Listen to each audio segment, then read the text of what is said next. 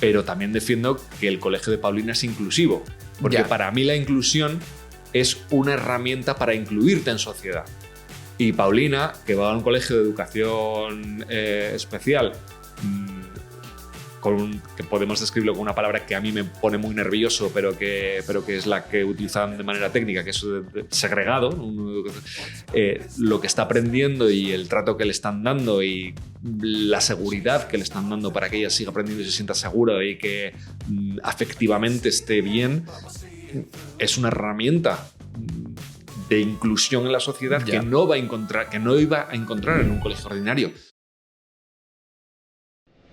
Estamos poniéndonos aquí al día, Paco y yo, porque Sí. hace fácilmente un año que no nos vemos. Creo que es la Feria del Libro de Madrid. Creo que tuvimos ¿Sí? un leve encuentro en Cartagena. Cierto, nos fuimos muy pero poco. Que como yo perdí el tren, llegué tarde y no Es verdad, es no nos verdad. pusimos Llegaste ver. un poco agobiado, yo me iba el otro día por la mañana Sí, y no nos fuimos apenas. Sí, sí. Y yo recuerdo que en este encuentro que tuvimos en la Feria del Libro de Madrid, Ujú. yo te decía, he llegado a la edad en la que pienso que tengo que ser padre. Ujú. Mi mujer me está ahí apretando las tuercas por otro lado.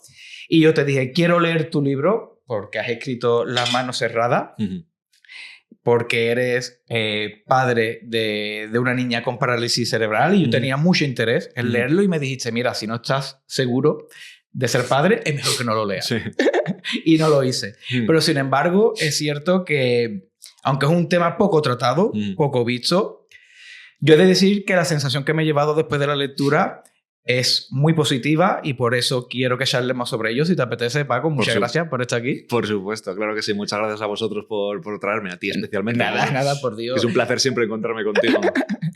Porque una de las cosas que más me ha impactado del libro, de hecho, es que al principio es cierto que resulta bastante duro. Y hablas de una fase, como de fase aguda, que no sé si te gustaría hablar un poco sobre ella, que es un poco pues esos primeros momentos cuando uno empieza a asimilar de que su hijo o su hija, en este caso, pues viene con una discapacidad, ¿no? Sí, bueno, yo escribí este libro. Bueno, a mí ya me conoces, ya sabes lo que me gusta a mí escribir. El tipo de novela que a mí me gusta, si lo digo sin complejos, que me gusta hacer, no tanto leer, es la novela de evasión. Yo me había acantonado como escritor de novela de evasión, era mi zona de confort y estaba encantado ahí, ¿no? ¿Qué pasa? Bueno, pues que, como dicen los anglosajones, things happen o shit happens, si se puede decir palabrotas. Se puede, yo creo que sí. Shit happens, ¿no? Y la vida te tiene reservada cosas que a veces no te esperas, ¿no?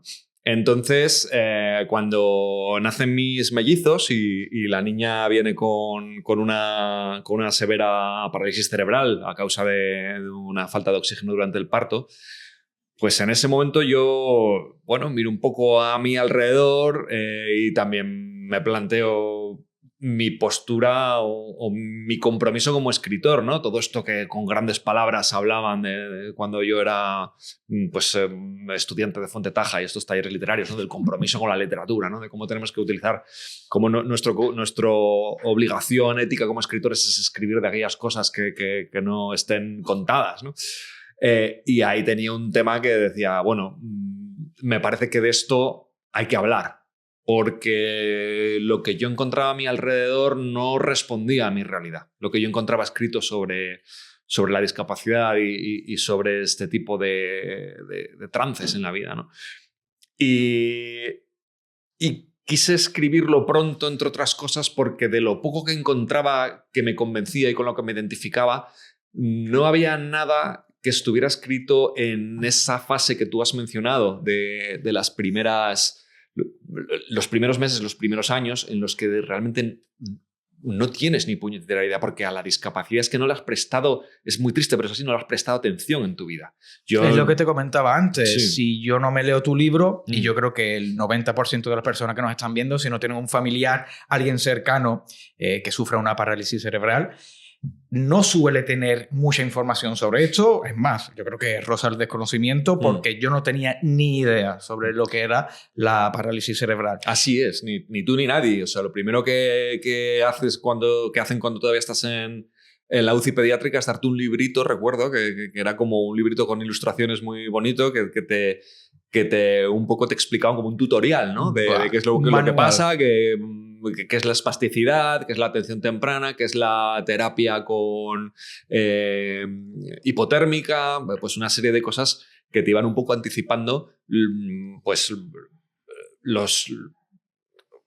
esos puntos de giro por los que vas a tener que ir pasando, ¿no? Pero claro, también pasa una cosa.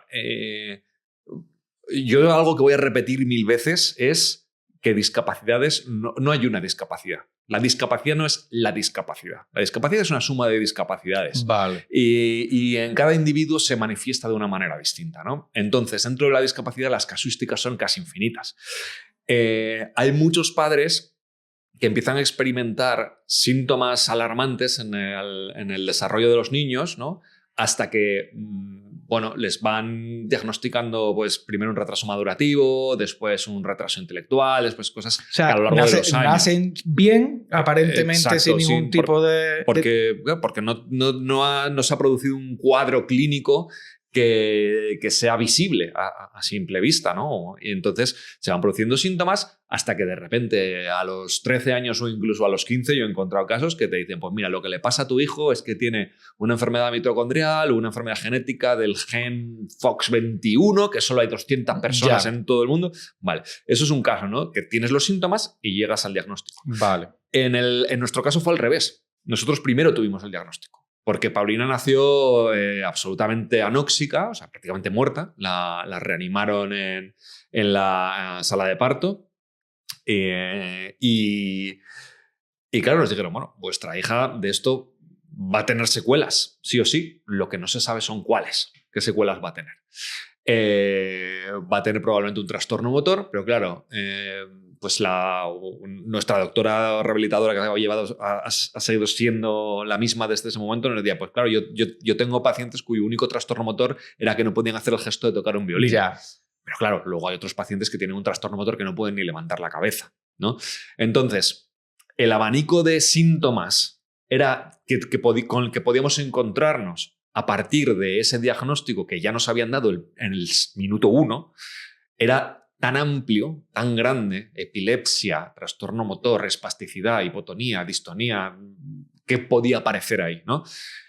Que era una incertidumbre absoluta. Nosotros no sabíamos qué tipo de vida nos iba a esperar. De hecho, todavía, bueno, ahora mismo estamos en una fase donde hay mucha más certidumbre, pero sí que es verdad que, por ejemplo, no nos lanzamos a hacer ciertas reformas en la casa hasta que no sepamos qué es lo que vamos a necesitar, ¿no? Y bueno, creía que esa sensación de estar en el ojo de un huracán, de estar como dentro del tornado de Dorothy, ¿no? En el Mago de Oz, que pasa una casa, pasa una vaca, pasa tal, que no sabes qué te puede impactar o qué te va a ayudar o qué no te va a ayudar. Era algo que no estaba contado ni en libros, ni en documentales, ni en películas. Quizá lo más parecido que podamos ver es pues ese documental tan chulo que se llama Vida de Jan. No lo he visto. Pues un matrimonio. Él era cineasta que lamentablemente falleció hace poco por una enfermedad grave. Y bueno, iban haciendo un videoblog y se encontraron pues que iban a hacer un videoblog sobre el nacimiento de su hijo y se encontraron con que cuando nace el hijo tiene síndrome de Down y no se lo habían detectado, ¿no? Entonces, creo que ahí sí se puede encontrar cierto, digamos, desorientación. Y luego también en Kenzaburo, que digamos es un poco mi autor de referencia a la hora de hablar de discapacidad, porque lo escribió todo. O sea, lo escribió todo sin ningún tipo de cortapisas ni pudor. Y entonces, bueno, desde el primer libro en el que empieza a hablar de los problemas de su hijo ya intraútero, pues captas un poco esa misma sensación de incertidumbre con la que te puedes identificar. Ya. Hablas de manera muy acertada en el libro sobre la incertidumbre. Además, lo mezclas mucho con temas teóricos de física, que es un tema que a mí también me gusta mucho. Hay mucha literatura dentro del libro y mucho humor también, que es algo de lo que me gustaría hablar después. Pero después de la incertidumbre también habla sobre la relación con la verdad, porque en estos primeros momentos también te encuentras con médicos, con personas que se acercan, intentan explicarte cuál va a ser el futuro, y tú solo, tu cerebro, cuando dicen yo creo que esto es posible, ya automáticamente lo que es positivo lo damos por hecho como esperanzador y lo que es negativo lo descartamos, ¿no? ¿Cómo es esa relación con la verdad? ¿Cómo la viviste en los primeros momentos? Yo creo que tiene mucho que ver con el afán de supervivencia de nuestro cerebro, ¿no? O sea, tú sabes lo que es estar en situaciones críticas porque tu trabajo... Sí, pero diferente, totalmente tu trabajo diferente. es tu trabajo. Y tiene mucho de... O sea, cuando estás en una situación así, los sesgos de tu... Los famosos sesgos funcionan, pero a todo trapo. Claro. A todo trapo. Entonces, el sesgo de confirmación está continuamente reafirmándote en lo que tú necesitas escuchar, ¿no? Ya. Yo en ese caso hay tanto para hacer. O sea, cuando te cae un niño con una encefalopatía hipoxico-isquémica que posiblemente se traduzca en una parálisis cerebral como secuela, hay tanto que hacer en el sentido de primero pasarte 2 meses en la UCI pediátrica, después empezar a visitar neurólogos, empezar con la atención temprana cuanto antes, adaptar la casa, a pensar en tu vida. Yo además acababa de dejar una agencia de publicidad, cambias de decisión para hacerte autónomo, para no volver a otra agencia de publicidad, etcétera, etcétera. Hay tanto que hacer que necesitas una motivación extraordinaria. Ya. Y esa motivación extraordinaria a mí en ese momento no me iba a venir o no creía que me fuera a venir si me daban el palo directo, o sea, sin paños calientes, de decirme que no, es que tu hija va a ser un vegetal toda la vida, que no es el caso, pero podría haberlo sido. ¿No? Entonces, ¿yo qué pasa? Que me arrimaba, o sea, me agarraba cualquier clavo ardiente que encontrase, ¿no? O sea, tú en ese caso agradecías que fuesen contacto a la hora de contarte las cosas. Sí. Bueno, el tacto, por supuesto. No sé si la palabra adecuada es agradecer, pero yo en ese momento sí que necesitaba que me dijeran que había posibilidades, aunque fuera pocas, de que Paulina pudiera llegar a ser pues independiente, bueno, pues con su secuela, pero independiente, que aprendiese a hablar, que pudiese leer, que, bueno, pues como tantas personas con un trastorno motor o parálisis cerebral que existen en el mundo, como el Langui, por ejemplo, sin ir más lejos, ¿no? Sí, tiene un trastorno motor y pues bueno, lo que pasa es que, claro, las posibilidades pues, van pasando el tiempo y las posibilidades se van cerrando, ¿no? Porque la niña llega pues claro, te puedes esforzar todo lo que quieras, puedes ir a todas las terapias, que evidentemente es mejor ir que no ir, porque no sabemos cómo estaría ahora Paulina si no hubiéramos hecho todo ese trabajo. Pero claro, es tanto trabajo, es tanto esfuerzo, que necesitas oír que va a servir, que digamos que el mejor de los escenarios posibles es una posibilidad, porque además lo es. O sea, nadie estaba en disposición de decir en ese momento que Paulina no iba a llegar a andar, nadie lo sabía, ¿no? Entonces yo tenía que agarrarme a esas posibilidades de que Paulina fuera a poder andar para poder hacer todo ese trabajo. Al final Paulina no ha podido llegar a andar, pero ya no importa tanto, porque ese hecho lo he ido asimilando como la rana en la pota de agua a la que le vas subiendo 2 grados la temperatura. Esa es una anécdota conocida, ¿no? Que si tú echas una rana a una pota de agua hirviendo, salta. Pero si la metes en agua hirviendo y le vas subiendo la temperatura cada 2 horas, al final acaba cociéndose y no se da cuenta. Y no se escapa, ¿no? Right. Pues sí, es un poco así. Sin embargo, mi mujer funcionaba de manera totalmente diferente. Mi mujer no paraba de pedir que por favor no le ocultasen la realidad más posible, porque no quería hacerse ilusiones que luego no se fueran a cumplir. Y si es verdad que a lo mejor de haber sabido ciertas cosas, pues nos podríamos haber planteado otras de otra manera.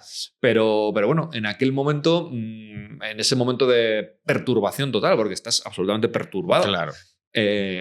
Yo creo que era, bueno, para mí lo más adecuado. Y además también me alegra saber, o antes también has comentado y hablas de ello en el libro, que se mantiene también, no sé si una especie de amistad o de relación con los médicos que te acompañan desde el principio. De hecho, el libro tiene una dedicatoria preciosa que es algo así parecido a todo aquel que me haya ayudado, por poco que sea, en estos últimos años. Este libro va dedicado a ello, ¿no? Y yo entiendo que por parte de la sanidad, en este caso, encontraste un apoyo evidente. O en algunos casos también pudiste encontrar algunos momentos que creías que se podían haber hecho mejor las cosas. Pero tal y como comentas, cuando hablas de que hay profesionales con los cuales tienes relación y tienes amistad desde entonces, yo entiendo que en este caso la experiencia es positiva, ¿no? Claro, hombre, bueno, ahora Paulina es bastante mayor que cuando escribí el libro, entonces nuestro recorrido por bueno, yo he estado no sé cuántos hospitales ya pediátricos, he estado en la zona pediátrica de al menos 5 hospitales distintos de Madrid por diferentes cosas, ¿no? Oftalmología en el 12 de octubre, rehabilitación en la Fundación Jiménez Díaz, neurología mucho tiempo estuvimos yendo, bueno, pasamos por Niño Jesús, tal. Bueno, al final lo hemos centralizado casi todo en la Fundación Jiménez Díaz, donde, bueno, pues tenemos nuestra neuróloga de cabecera y nuestra rehabilitadora de cabecera, que son 2 profesionales fantásticas. Y bueno, de la misma manera que te digo que al principio todo es trabajo y todos tienes una agenda que es como la del ministro, cuando va avanzando el tiempo, pues vas desbrozándola, ¿no? Desbrozándola. Vas desbrozándola porque te das cuenta de que tampoco le conviene a la niña estar eso, como el ministro, llevando. O sea, necesita estar descansando en casa, necesita cosas, no le puedes estar llevando a quinoterapia, a hipoterapia, hidroterapia, todo eso, porque necesita. También está en casa y descansar. Claro.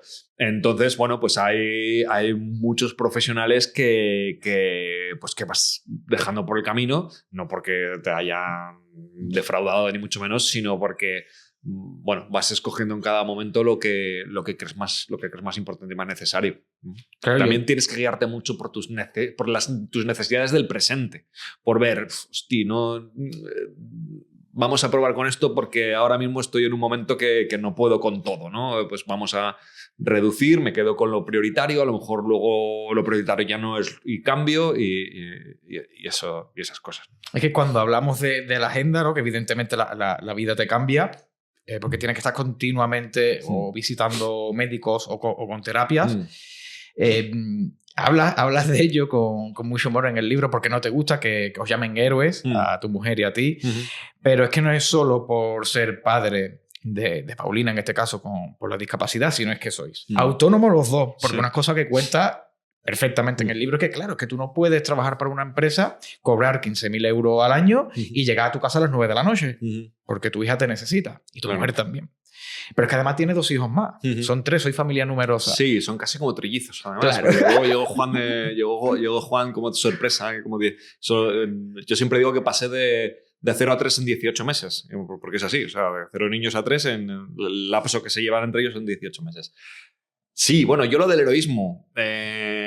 Yo no me siento como un héroe porque creo que para que exista heroísmo no debe de existir previamente un vínculo. O sea, un héroe es alguien que se compromete con una causa justa con la que no tiene vínculos, con la que de no haberse comprometido previamente nadie le hubiera venido a decir eres un cabrón, ¿sabes? Vale. Sin embargo,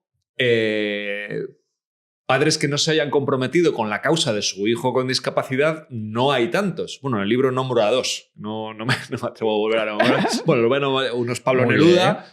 El otro es ¿cómo se llama? El dramaturgo que tenía un niño que me sale Henry Miller, pero no es Henry, Arthur Miller. Vale. Y piensas como, hijos de puta. Ya.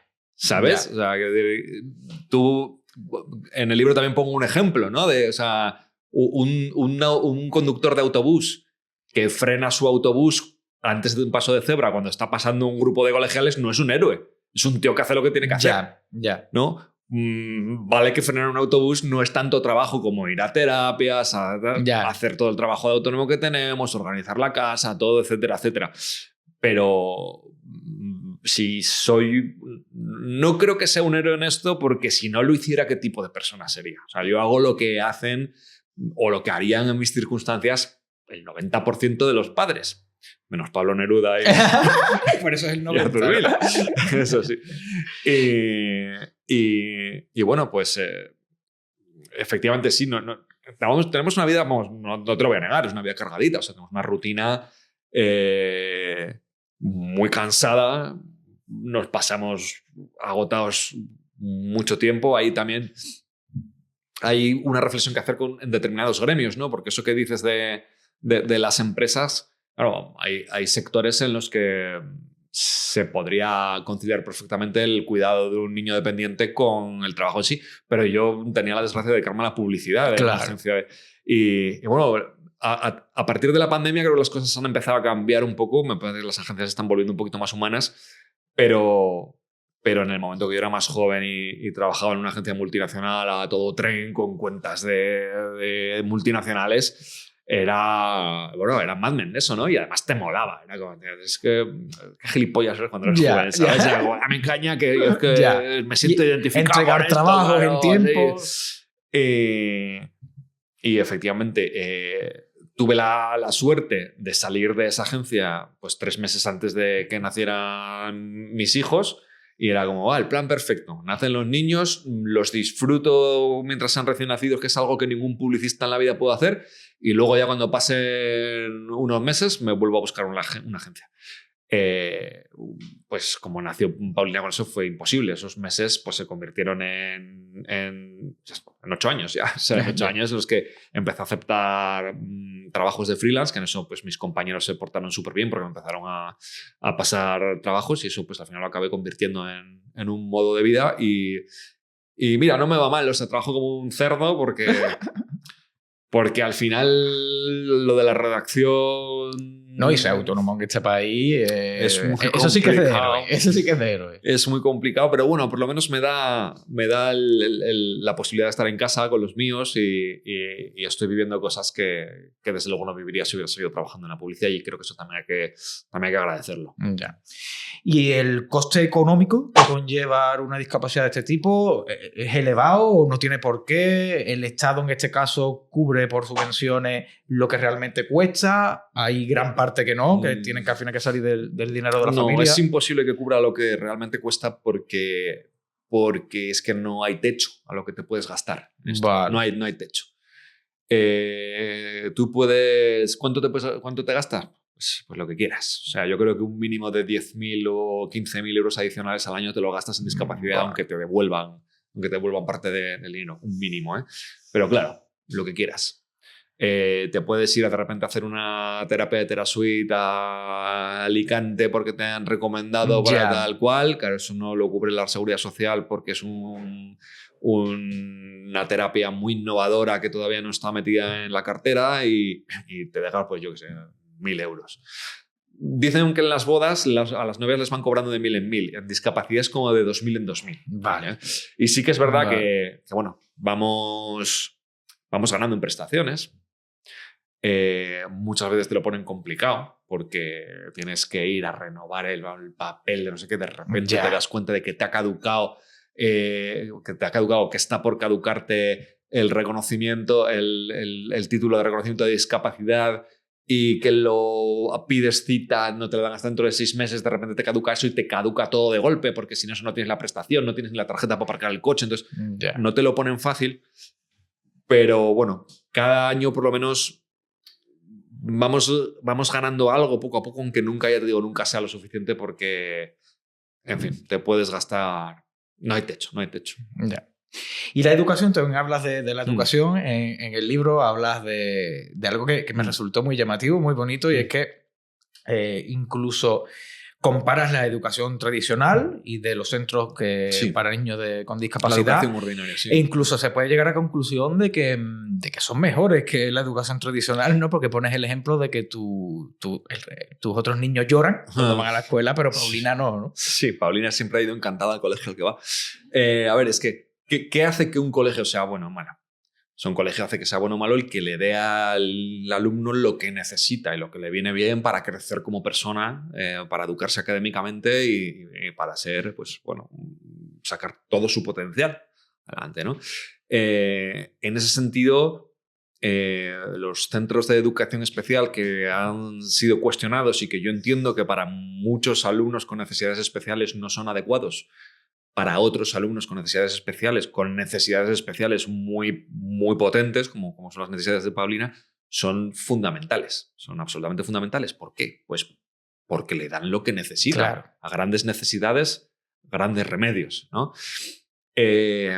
Entonces, el colegio de Paulina, la Fundación Bobath, que está especializada no solo en educación especial, sino en concreto en parálisis cerebral, fue lo que necesitó Paulina desde el minuto 1 y uno de los síntomas de que habíamos acertado era precisamente que Paulina iba contenta. No la estábamos mandando a un sitio donde estaba sola, aparcada, donde no le hacían ni puñetero caso, donde simplemente se limitaban a mantener sus constantes vitales, ¿no? Que va. Ya. Paulina en ese centro tenía casi todas las terapias que ella necesita a nivel motor y a nivel de estimulación cubiertas, más luego unos métodos de aprendizaje absolutamente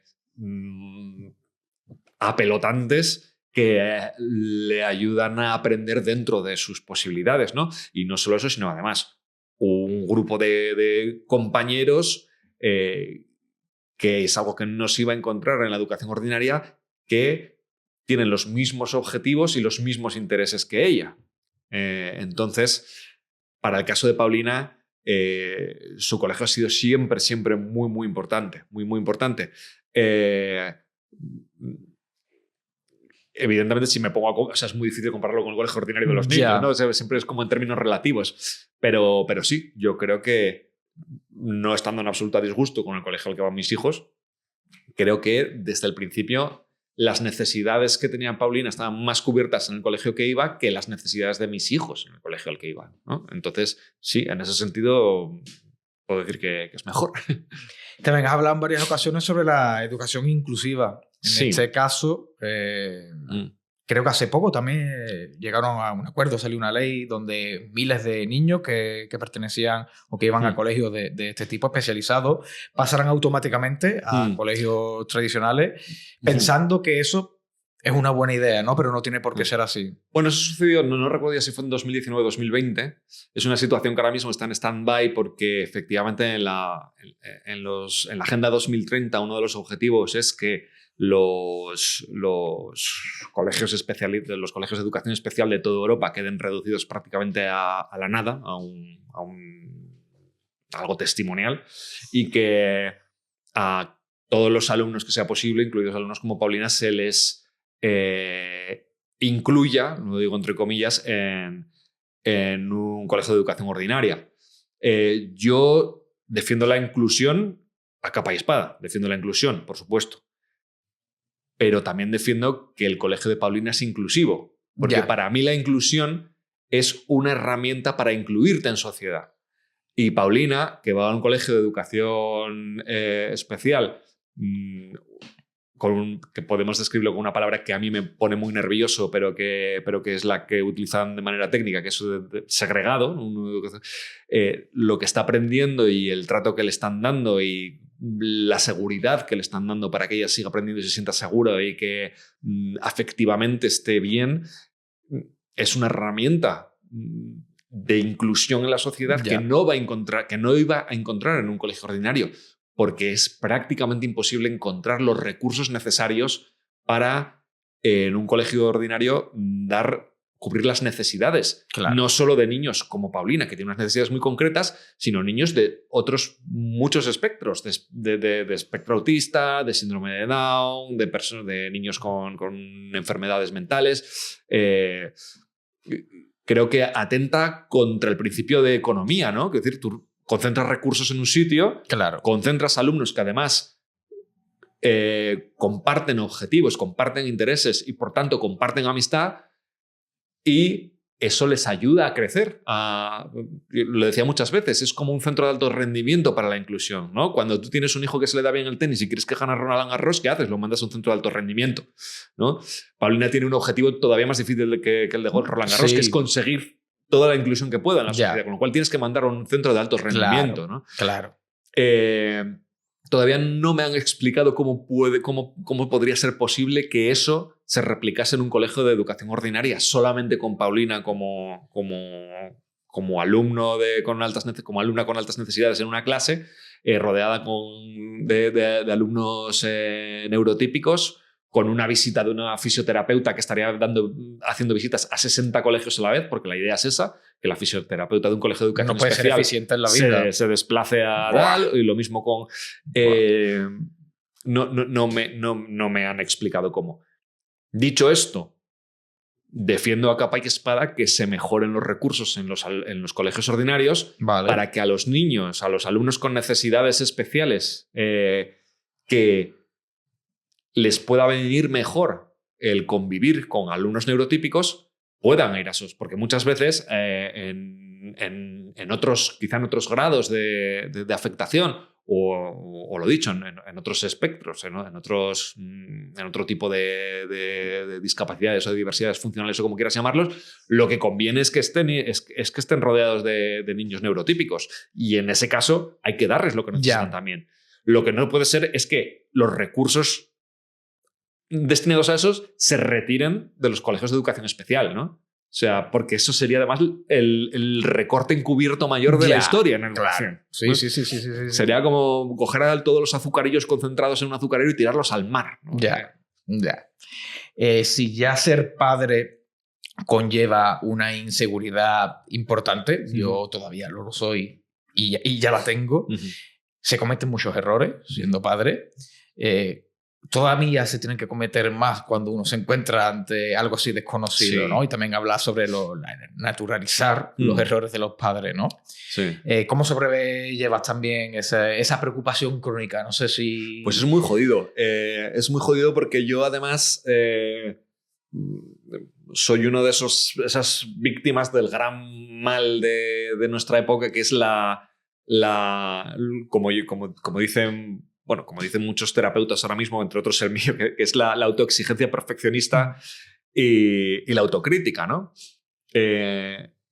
Con la sobreexposición que tenemos normalmente en redes sociales, en medios y tal, todo el mundo tiene que ser la hostia. O sea, como padre tienes que ser el copón, educación positiva y además hacer deporte y además llevarlos a hacer deporte y conseguir dialogar con ellos y no darles un grito porque entonces eso los va a traumar y además darles una comida sana y además tal, o sea, todo. O sea, el nivel de exigencia es tal que por mucho que lo intentes nunca vas a conseguirlo y si lo consigues da igual porque verás algo mejor. Más inputs para... Y eso te lleva a ser muy autocrítico y darte mucha caña a ti mismo, ¿no? Entonces, bueno, a mí eso particularmente me hace mucho daño, ¿no? Yo, vamos, mi terapeuta, que es un crack, pues me lo dice muy a menudo, ¿no? Lo que necesitas... o sea, si tú ves una persona en tu situación, con 3 hijos, una con discapacidad, además autónomo y tal cual, ¿a ti qué te hace sentir? A ti te hace sentir compasión, ¿no? Entonces, por ti mismo, ¿por qué no sientes la misma compasión? ¿Por qué no te perdonas el hecho de que hayas tenido... que no llegues a dar de sí al 100% con los siempre. hijos, yo es que he tenido momentos de agobiarme incluso porque como escritor creía que tenía que leer un número determinado de libros al año y me era absolutamente imposible porque no me podía concentrar. Entonces, claro, ahora pues gracias, digamos, a estas nuevas escuelas de terapia, de psicoterapia, que recomiendo, pues... Hombre, claro que sí. Claro esto... que sí. Hombre, yo creo que es un tabú que poco a poco se va perdiendo. Menos mal, sí. Menos mal. Bueno, es un tabú que yo ya trabajé en el libro antes de que empezase un poquito a visibilizarse. En libros como que menciono, en libros como Sonríe o muere, de Bárbara Ehrenreich, perdón, que habla de cómo el pensamiento positivo nos está convirtiendo en absolutos esclavos o es una herramienta para convertirnos en absolutos esclavos. Que luego se publicaron otros libros después de que yo publicase Las manos cerradas, pues fueron saliendo otros de psicólogos que a mí me gustan mucho, que me hubiera gustado poderlos incluir como bibliografía, como el Happycracia de Edgar Cabanas o hasta Los cojones del pensamiento positivo de Buenaventura del Charco, que es uno de los terapeutas del gabinete al que a mí me tratan, que bueno, tienen... Lo podéis encontrar en Instagram dando lo pondremos muy buenos aquí en consejos. La descripción del vídeo pondremos los títulos de los libros que acabas de mencionar. Y creo que es muy importante porque bastante tenemos, carajo, como para que encima nosotros seamos un problema para nosotros mismos. ¿sabes? Entonces, a mí la culpabilidad, la culpa me ha lacerado mucho. Y las dudas, man. Dejas un tipo de esto, de método fisioterapéutico para Paulina. Por ejemplo, al principio le estábamos haciendo un método que se llamaba Boita, era un método durísimo. Pero bueno, había quien lo recomendaba de una forma absolutamente casi milagrosa, ¿no?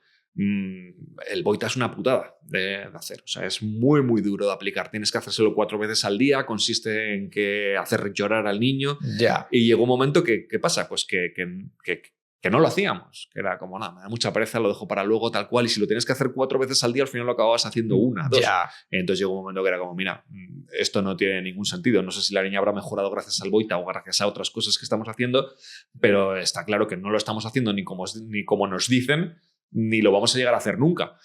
Entonces, claro, suspendimos el Boita. Lo que implica es, primero, el sentimiento de culpa por no habérselo hecho nunca como marcaban la ortodoxia Boita. Bueno. Y lo siguiente, las dudas que arrastras toda tu vida por haber dejado el método que hubiera ayudado a mi hija a estar un 10% mejor en sus secuelas.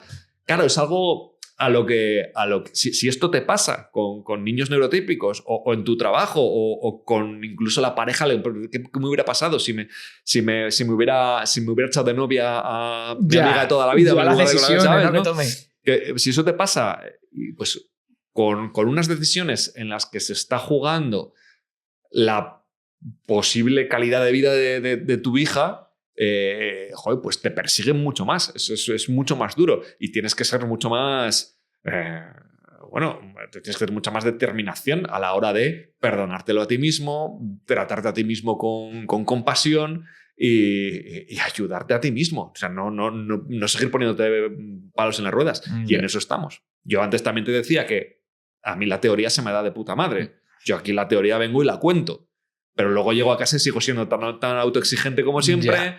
Aplicarlo a tu vida ordinaria cuando llevas toda la puñetera vida diciendo, pues quiero escribir la mejor novela, quiero ser el mejor padre, quiero hacer deporte y comer lo más sano posible y tal cual, y que de repente te digan, no, tío, esto te está descojonando la vida. Tú lo que tienes es que ir con calma y perdonarte. Pues claro, una cosa es la teoría y otra la práctica. Sí, ¿no? Y además que cuando hablas de la autoexigencia se puede demostrar claramente por toda tu trayectoria literaria. Sí. Yo recuerdo que la primera vez que coincidí contigo fue en un festival de Cartagena Negra, hace ya 3 o 4 años, que le dieron el premio al porqué del color rojo, ¿no? Sí. Fue premio Cartagena Negra, sí, efectivamente, ¿no? Sí. ¿Sobre qué trata este libro? Pues el libro forma parte de una serie, aunque no dependan el uno del otro, que comenzó con El baile de los penitentes, que fue mi primera novela negra, con la que también gané el premio de Carmona, Ciudad de Carmona, perdón, que se publicó en Almuzara. Y bueno, todo viene del pueblo de mi mujer, que es muy inspirador, Calahorra, en La Rioja, ¿no? Es un noir rural, ¿no? El porqué del color rojo. A mí me gusta más el término que se inventó el editor, que es espárrago noir. ¿Por qué? Porque cuando uno habla de noir rural se imagina pues un monte perdido, ¿no? Un pueblo ahí en mitad del Pirineo con 4 vecinos y tal. Y no, a mí La Rioja, meter tramas negras en La Rioja me gustan porque tiene lo mejor de lo rural, pero también lo mejor del tejido industrial casi parecido al urbano, ¿no? Relaciones de clase, relaciones laborales, explotación laboral. Y bueno, en el porqué del color rojo hay un poco de todo, ¿no? Todo se gira en torno al momento de la vendimia. Ojo, no en torno al vino, en torno a la vendimia. Vale. Yo cuando estuve en La Rioja estuve en torno al vino. Sí, claro, porque cuando yo hablo de que es en torno al vino, lo mismo. Se te va a la cabeza decir, pues las catas en un chateau muy elegante, tal cual. No, a mí lo que me interesaba del vino era el sudor del jornalero, el óxido del tractor, la tolva que gira la uva. Yo tengo una fijación con los entornos industriales casi cyberpunk, ¿no? Y esto en Calahorra luce con mucha potencia, es muy chulo verlo, ¿no? Y bueno, pues ahí aparece un cadáver en la vendimia que puede ser de digamos, de una persona sometida a explotación laboral, ¿no? Vale. Un un inmigrante sin papeles. Vale. Y bueno, pues eso, pues como en todas las novelas, las buenas novelas negras que tú también escribes, Claro, eso bueno. detona una cosa que al final acaba siendo mucho más complicada de lo que al principio parece, en lo que se mezclan, pues, bueno, terrorismo islámico, los últimos estertores de ETA, bueno, un montón de cosas. No, la novela estuvo premiada, tiene una crítica increíble. Y yo también quería preguntarte, ¿qué fue lo que te pasó en la M30 con la Vespa? ¿Qué fue lo que me pasó? Está teniendo más éxito la anécdota de la Vespa Sí, yo la leí y me harto de reír. Yo me harto de reír. Sí. Pues qué tío, que no se puede por la vida como pollo sin cabeza. O sea, esto coincide además con también ese momento del que hablamos en principio de incertidumbre, de estar en el ojo del huracán, en el que casi no tienes tiempo para pensar en ti. Y yo en ese momento había pasado a ser autónomo. Me tenía que desplazar de un cliente a otro por distintos sitios de Madrid, ¿no? Y yo de aquella, bueno, llevaba 10 años moviéndome en mi Vespa, que era una moto que adoraba, una Vespa antigua, de estas de marchas, de las de toda la vida, con un motor de 2 tiempos. ¿Qué pasa con esas Vespas? Pues que funcionan toda la vida, si las cuidas. Ya. Pero claro, yo en ese momento no la estaba cuidando porque bastante tenía con lo mío. Acababan de nacer tus hijos, Sí. llevaba poco tiempo. Lo triste es que en esas Vespas, para saber si tienen aceite, tienen como una especie de óculo de plástico. Pero yo lo tenía tan sucio de nada, que no veía que no quedaba ni una gota de aceite. Vale. Entonces, el que sepa un poco de mecánica sabe qué pasa cuando no tiene aceite una moto, un motor de 2 tiempos, que se gripa. Pues a mí se me gripó en la M30. En la M30 yendo a 80, 90, y si se te gripa, bueno, ya sabes, como si se te metiera un palo en las ruedas, pegas un frenazo. Tuve la suerte de que había llovido, fíjate, que normalmente es una causa de que te haga caer. La lluvia hizo que el neumático desplazara en línea recta y entonces no me echó a las ruedas de los coches que venían detrás. Y bueno, monté un pollo del copo, del tráfico parando, y a los 4 minutos, bueno, yo me echo a la mediana, no sé, ostras, la que he liado. Y a los 4 minutos, no, a los 4 segundos, aparece un coche de mantenimiento de calle 30, la empresa concesionaria, y digo, ¿esto de dónde ha salido? El tío con toda la tranquilidad del mundo despliega un montón de conos, monta ahí un pollo, te da el atasco. Si se tienen que atascar los coches por una vez para que se atasquen en plena M30, en plena hora punta en Madrid, todo bloqueado por mi mierda de moto, me tranquiliza, llega la policía municipal, un trato súper ameno, tal, pues se la llevan y claro, a mí me quedó el run de, joder, estos sistemas que hacen que funcione una comunidad como Madrid. ¿Dónde me han visto estos tíos? ¿Cómo me han visto? ¿Cómo han llegado tan rápido? ¿Dónde estaban? ¿No? O sea, tú no avisaste ni nada. Yo no avisé, a mí me vieron. Vale. A mí me vieron, sí. A mí luego, claro, esto, bueno, hay que decirlo, esto motivó mi novela La Ronda. Venía la pregunta. Mi novela La Ronda, claro que parte de una reflexión sobre estos sistemas casi orgánicos, ¿no? que hacen funcionar una ciudad como Madrid, ¿no? Entonces, bueno, pues a partir de ahí se me ocurrió que la M30 era un escenario fabuloso para un thriller más que novela negra. Y claro, luego documentándome ya me enteré cómo me habían visto, cómo tiene un sistema de cámaras en los túneles de la M30 que es brutal, con reconocimiento de imagen. En el momento que cambia un píxel de color ya saltan las alarmas que ve un operario. Y, vale. Sí, claro, si hay un fulano que de repente está caminando por el arcén dentro de los túneles, eso hace que cambien los píxeles de color de la cámara, ¿no? Y eso inmediatamente salta una alerta al centro de control de pantallas y el operario decida, vale, es una emergencia que hay que cubrir o no lo es. En mi caso, pues con la moto, no sé por qué cámara me vieron, pero... que estabas parado ahí en medio. A este pobre chaval hay que ayudarle. Exacto. Que no sabe lo que hacer. Sí.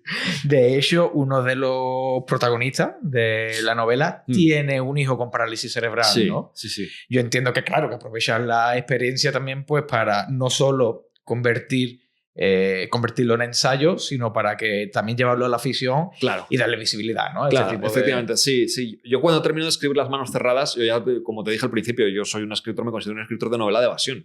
Es lo que me gusta, donde me siento cómodo.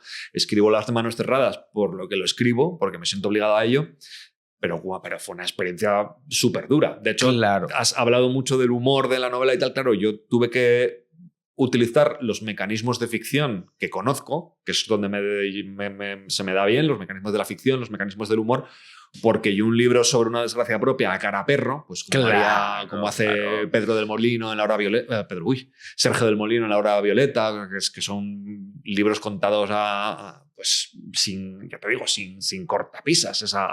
Yo no hubiera sido capaz de escribir ese libro y probablemente tampoco hubiera sido capaz de leerlo, ¿no? Claro, y el lector lo agradece. Claro.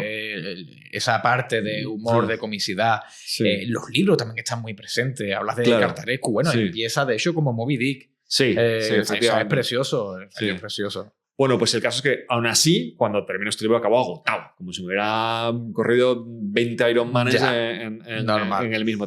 Entonces digo, yo lo que quiero es volver a mi novela de evasión, de ficción y lo más divertida posible, la más divertida que haya escrito nunca. Claro, eso no dejaba tampoco de lado la ambición de, como tú has dicho, darle visibilidad y luego otra cosa. O sea, por un lado, por ambición, digamos, por el lado bueno, pero también por el lado malo de joder, yo soy un tío que tengo mucho que hacer, no tengo casi tiempo para documentarme, no tengo casi tiempo para... Claro, yo no puedo... Pues otra novela en Calahorra no podía hacer, porque el tiempo que me lleva a irme ahí a documentarme, además en plena pandemia que estábamos, ni mucho menos pues esa gente que yo que sé, pues, tengo un amigo que se ha escrito una novela muy buena, por cierto, sobre Garcilaso de la Vega, publicada en Silex, y antes de publicarla pues estuvo viajando por Italia un montón de tiempo por los sitios donde estuvo Garcilaso. Pues yo no puedo hacer eso. Yo tengo que escribir sobre lo que me rodea para que se perciba cierta verdad. Entonces escribí el personaje de Juan Luis Seito, que es este detective que es un poco como yo en la publicidad, ¿no? Había sido un poco el amo del cotarro, o no el amo del cotarro, pero uno de los gallos del corral. Bueno, que manejaba, claro. Uno de los gallos del corral. Y debido a una desgracia, que es que tiene un niño con parálisis cerebral, pues eso detona una serie de problemas en su vida que le llevan a estar muy frustrado. Al mismo tiempo,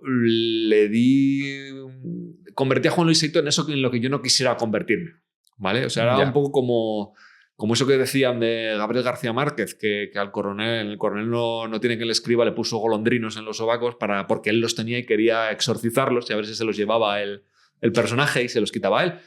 Pues yo un poco, digamos, escribí si la brújula marca al norte, pues Juan Luis Seito está al sur. O sea, es donde yo no quiero acabar, ¿no? Y donde estoy luchando día a día por no acabar, ¿no? En esa frustración, en esa rabia y en esa soledad, ¿no? Y de ahí sí, ese personaje, efectivamente. ¿Utilizaste GPS para escribir la novela? Claro que utilicé todo lo que... Claro. Ten en cuenta que la escribí en pandemia. Que no se podía salir apenas. Una novela en la que prácticamente tienes que hacer una labor de agrimensura para no quiero desvelar nada de la trama, pero bueno, claro, en ese momento tuve que servirme de GPS, de Google Maps, del medidor de distancias de Google Maps, del Street View.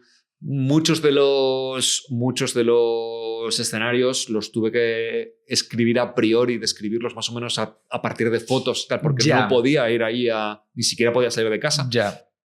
Algunos luego los visité a posteriori cuando ya levantaron el confinamiento.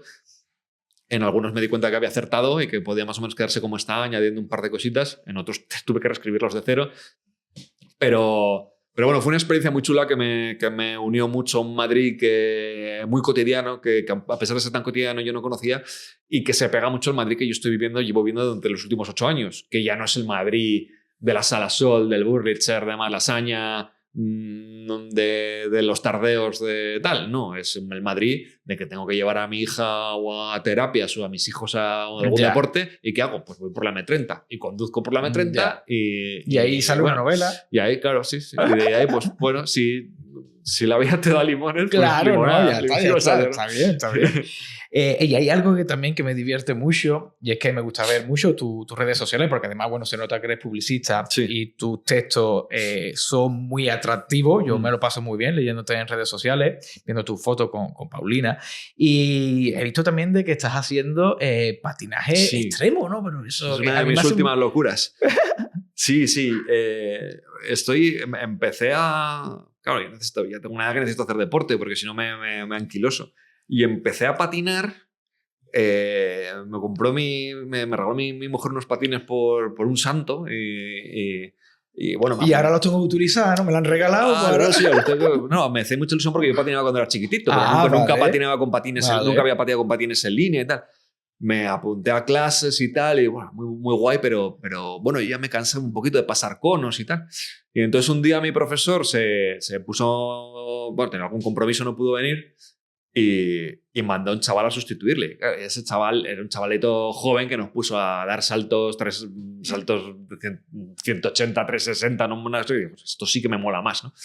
Y entonces le dije, oye, tú no darías unas clases aquí en skatepark, ¿no? Y a partir de entonces me metí ya en esos mundos y nada, a ver, soy muy malo, pero bueno, vamos progresando y me lo paso muy bien. Sí, no, la verdad que podéis ver a uno de los mejores escritores de este país, premiado, publicando novelas y thrillers que rompen el mercado, pues lo podéis ver en redes sociales, pues grindando o grindeando, no sé cómo se dice.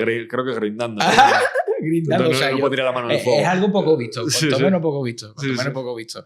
Bueno, Paco, ha sido un auténtico placer estar aquí. Antes de que te vayas, siempre regalamos un libro a cada invitado. Me gustaría que lo abriese. Muchísimas gracias. Es el que me pediste, el que yo te pregunté por un libro que quisieras leer, que no tuviese... La carta ahí a los reyes, ahí está, porque yo siempre digo lo mismo. Yo digo, y si regalo un libro que ya se ha leído o que realmente no le apetezca leer, o prefiero preguntar antes y tengo muchas ganas de leer este libro por varios motivos. Primero porque La llamada de Leila Guerrero. Primero porque la prosa de Leila Guerrero siempre me ha fascinado, tanto desde sus columnas periodísticas como el resto de prosa que he tenido la oportunidad de leer. Y segundo, porque es un tema sobre el que creo que también hay que saber. O sea, es una locura, yo estoy leyendo por encima. Yo no la conocía y vamos, me ha impactado. Sí. Y tercero, porque creo que la forma que tiene Leila de abordarlo es muy novedosa. Es, por un lado desde la autoficción, pero por otro lado recogiendo testimonios reales. Vale.